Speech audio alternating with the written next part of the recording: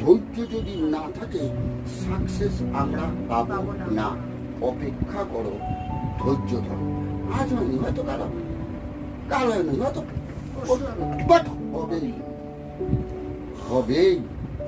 আর এমন সময় হবে না যে সময় আমি শেষ হয়ে যাব, কারণ ঈশ্বর জানে কাকে কোন সময় উত্তর দিতে হবে। একটা কথা বলেছে, তার প্রতি রুষ্ট হও।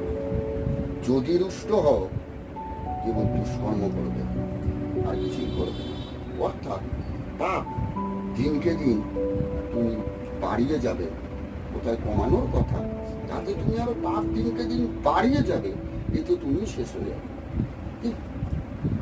ওই জন্য আমি যেন আনন্দে থাকি, আমি যা কিছু প্রার্থনা করি মানে যে বলেছে সে মিথ্যে বলেনি। আমি জানি বর্ণনা পুস্তক এই সব 19 পদে ঈশ্বর মনুষ্য নয়।